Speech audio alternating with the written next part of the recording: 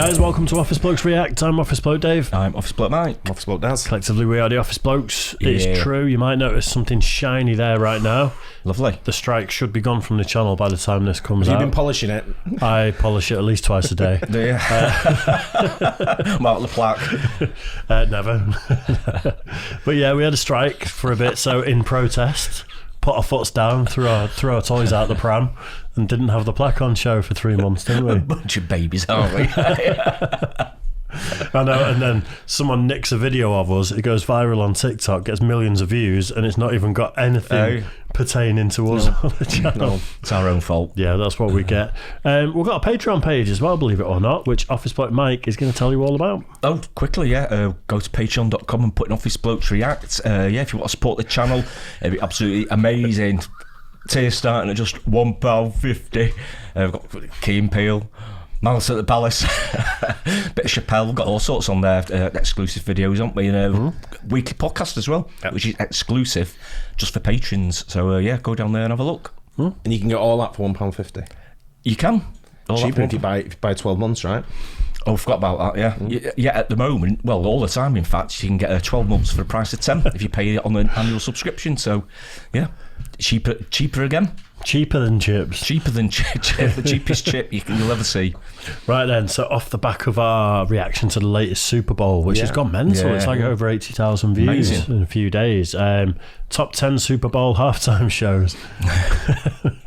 It's got to be done. Like I say, I've never watched one. I've seen little clips here and there of people singing. Did Mariah Carey do one years ago? I'm sure she would have. I think some quite a few, haven't there? Yeah, I've heard Prince has done it, Janet Jackson.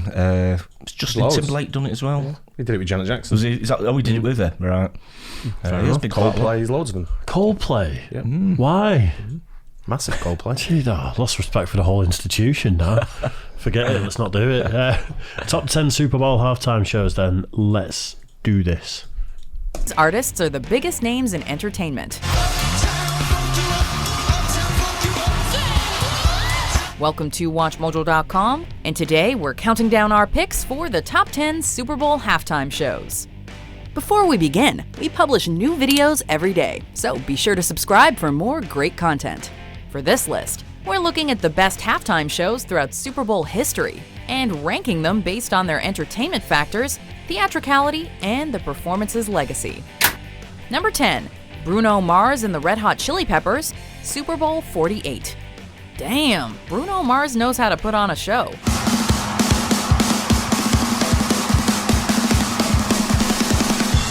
He rocked New Jersey's MetLife Stadium, complete with a kick-ass drum solo on a moving stage and some amazing dance moves which almost rival Michael Jackson. He was a ball of energy, exuding fun-loving confidence and mad skills.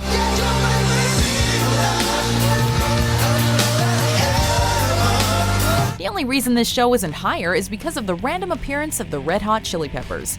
Their music clashed with Bruno's, and it was extremely odd seeing Bruno's classy R&B-styled band hopping around with shirtless, headbanging men. Regardless, it was energetic, and the overall performance was a fantastic example of an entertaining halftime show.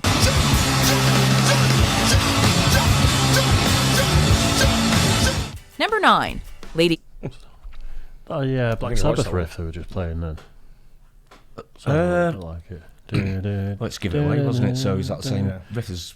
Maybe it is a rip-off. I only half heard it. Maybe, I've never even thought of that. It never occurred to me. But obviously, it's such a spectacle, isn't it? Yeah. Regardless of who's on it, it's absolutely massive by the look of it. And I'm assuming all the people on this, if you had like a modern Live Aid, these would be the type of people on it.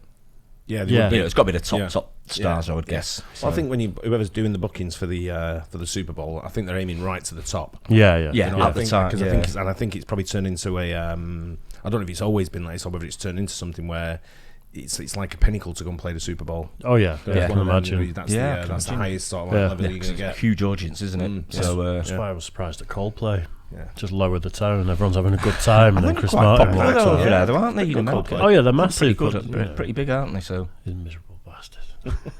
Gaga, Super Bowl 51. You see this right here? This is why the Super Bowl halftime show is so revered. Lady Gaga has always been a theatrical performer, And her dramatic personality is on full display throughout her mesmerizing performance at Super Bowl 51.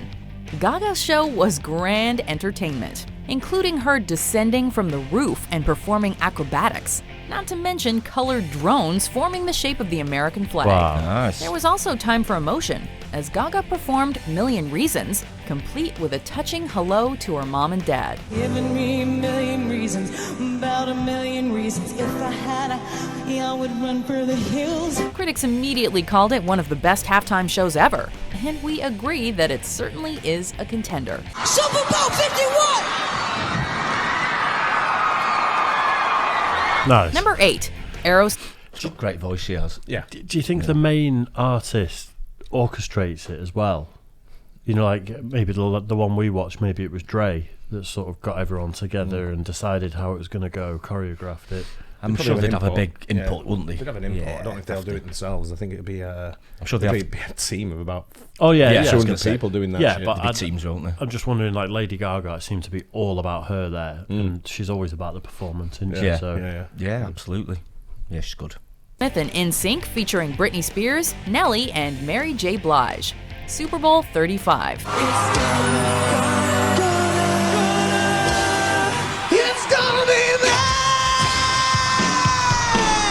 Well, this was interesting. For one thing, it seems as if the event planners simply pulled the performers' names out of a hat, because they certainly do not mix well on paper. Luckily, it worked out surprisingly well in practice. You are Nsync. You are a super duper super group that's about to rock it hardcore. Now go and pop the mother off this hamburger stand. It all began with a scripted segment involving Ben Stiller, Adam Sandler, and Chris Rock, before Nsync ran to the stage and performed a meticulously choreographed dance number. It ain't no lie. I wanna see you out that door. Come on. What followed was a hell of an odd medley of Nsync and Aerosmith songs before everyone came together for Aerosmith's Walk This Way. It was obviously meant to pander to different demographics, but damn if it wasn't entertaining and energetic to the max.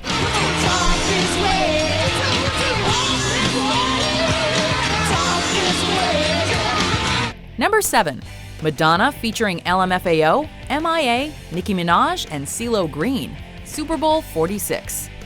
While many people thought that Madonna was past her prime and irrelevant for the Super Bowl halftime show, she certainly showed them all up, delivering one of the most spectacular performances in bowl history.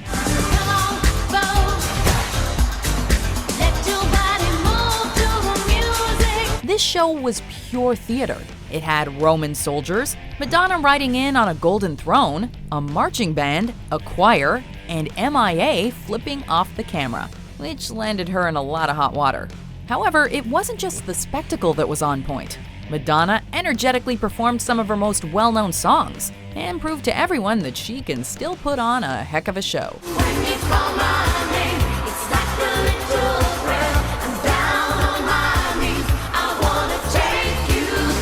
Number 6, U2. CeeLo Green, I'm on there. Yeah. Bopping away, God bless him. fair play to Madonna, though. You know, She's a great She's entertainer. pretty old, Oh, isn't she? And she's definitely still got she's it. an absolute classic entertainer, really, isn't she? Yeah. Top professional. She's trying her best to stay relevant.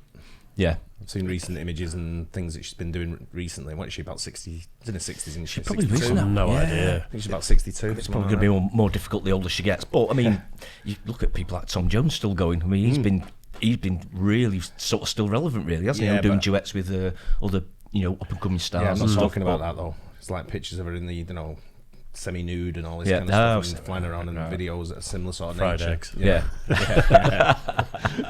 I remember what's the face that used to do Countdown before Rachel Vorderman. Riley, Carol Vorderman. Yeah. There was a period when she was trying to. Obviously, she had a press team working with her, and it'd be like Carol Vorderman goes jogging in yoga pants, and it'd be her bending over to do her shoes up and stuff, and it was all these really trashy, sold to the newspaper stories. Yeah, But there's a lot completely of that set going on. up. Oh yeah. Trying to stay relevant, isn't it? Yeah. Super Bowl 36. This game was played only 5 months after 9/11, so Americans weren't exactly in the mood for a rousing cinematic affair. Luckily, U2 took a more subtle and emotional approach to their Super Bowl appearance.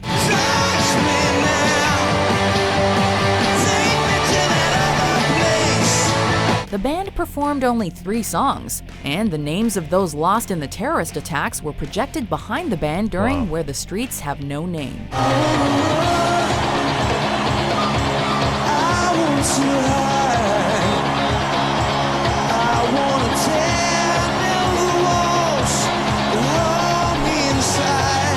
To end the show, Bono revealed his American flag-line jacket to deafening cheers from the audience. It was just what America needed at the time, and it's now rightly regarded as one of the most iconic Super Bowl halftime shows.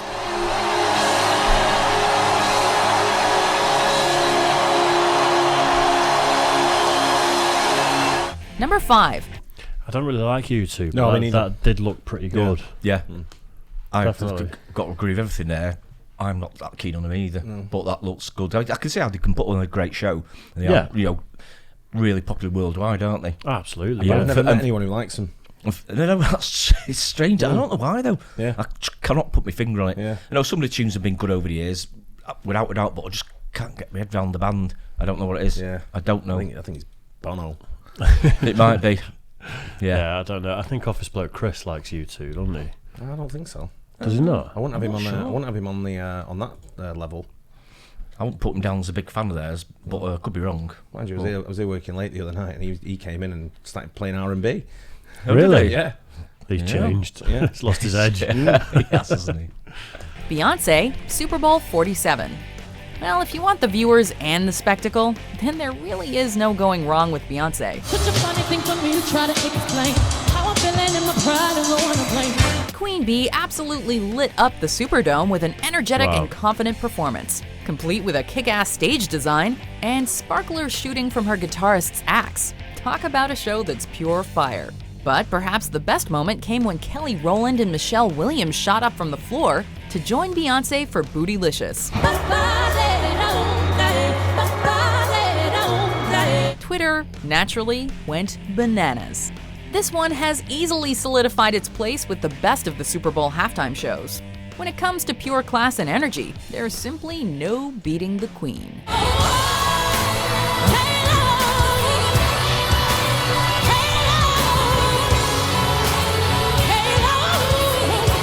Number 4. The Rolling Stones, Super Bowl 40. The Stones were going into Super Bowl 40 amidst a whirlwind of controversy.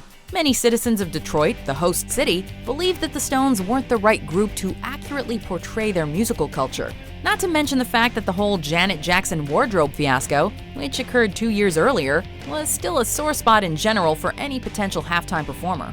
Luckily, the Stones are... Was that when one of her tits fell out? Yeah, kind she of had like the top, didn't he? She had like a star thing over the top of Yeah, it. it's all pre-planned, I think, and everything, wasn't it? But it was a bit controversial, shall we say, at the time. Yeah. Shocking. But the Stones are great live. I've never I seen can them. imagine. Oh, they're I haven't, absolutely but I can brilliant. just imagine that they're absolutely superb. Yeah. You know, Proper showman. yeah. Oh, yeah. Would have loved to have seen them live. Definitely. I've heard people say that have watched them in recent years that they've still got it. Yeah. Definitely. Yeah, I bet- like I they're bet still they just put on a proper show. Yeah. And I bet Beyonce as well. She's good. Again, great voice. Probably the best. Beyonce. Yeah. Yeah, brilliant. Again, not really for me. It's not like I go home and bang on Beyonce while I'm washing the pots, believe it Yeah. or not. But Say that again, Dave. bang on. Whatever you want to call your little man down there, that's up to you, mate. In the meantime, can we just watch the show? Yeah, we'll get on with it. Always a good pick for a dependable, kick-ass show.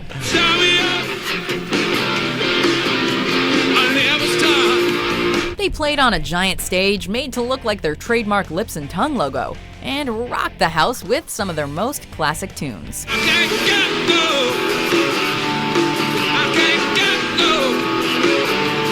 It wasn't as flashy as Beyonce or anything, but there's no going wrong with a Kick Out the Jams performance. Number 3, Bruce Springsteen and the E Street Band, Super Bowl 43. Springsteen and the Super Bowl seemingly go together like beer and chicken fingers, but Springsteen had continuously turned down the offer to play the halftime show. However, he finally accepted for Super Bowl 43, and let me tell ya, it was well worth the wait.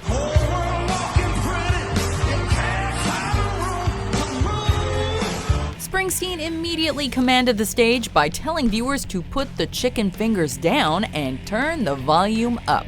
and he then proceeded to rock the stadium for this entire short set. The Boss, like the Stones, proved that you don't necessarily need high-budget gimmicks or effects to be memorable. All you need is some timeless music, a lot of swagger, and the confidence to rock in front of hundreds of millions of people.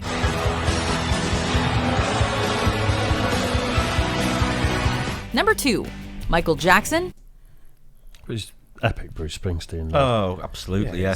Proper rock and roller, isn't he? Yeah. We talk about a royal family of music. He's in there, isn't he? He's right up there, isn't he? Absolutely. Yeah. And you'd think absolutely perfect for the Super Bowl. Yeah. So it's interesting that he'd turn it down, isn't He it? turned it down a few times, he said, didn't he? Yeah, they did. Yeah, several occasions by all accounts, but Maybe just waiting for the right city or what he Maybe. perceived to be the right crowd or something. But, you know, like they said, you just need timeless music, don't you? You just need great tunes. Sometimes the ones with a lot of fireworks and lights can overwhelm the actual music sometimes, can't it? And the music can get lost a bit. Or sometimes certain tunes need, all that to, sort of bump it up a bit. I think so far for me, the one that we watched the other day, the most recent one, better than these. has been Yeah. just so much Yeah, more it's up my amazing. street Yeah, and so much more definitely. epic. Yeah. I'm not taking anything away from No. these, but I can see why people are saying it was the best of all time. Yeah.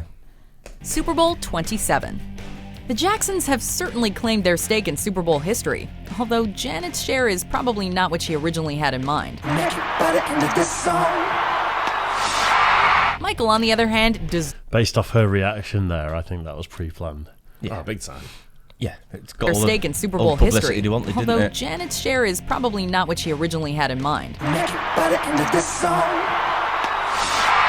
Michael, on the other hand, deserves all the acclaim he's garnered over the years for his appropriately legendary performance at Super Bowl 27.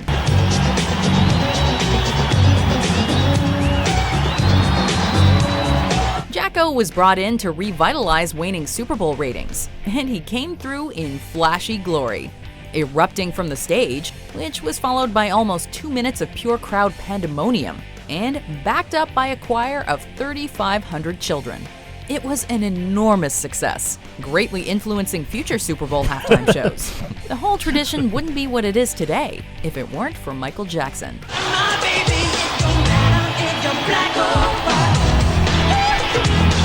Before we rock you with our top pick, here are some honorable mentions.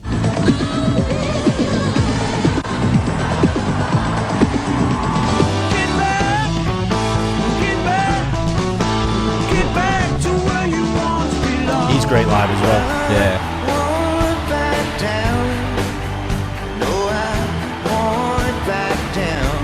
Number 1, Prince. Yeah. Super Bowl 41. All along the watchtower, Princess kept a view. Yup, this diminutive purple god set the musical standard for this biggest of jock events. Life is full of surprises. Prince took to the massive stage, which was modeled after his logo, to perform many of his most beloved jams. There was fascinatingly little overt spectacle in this show. It was just Prince absolutely shredding his guitar and commanding the stage like no one else ever has or ever will. And, rather poetically, he ended the show with a tear-inducing rendition of Purple Rain, as rain cascaded around him and his gloriously funky guitar. It rocked, it was moving, and it is, we're confident to say, the best Super Bowl halftime show of all time.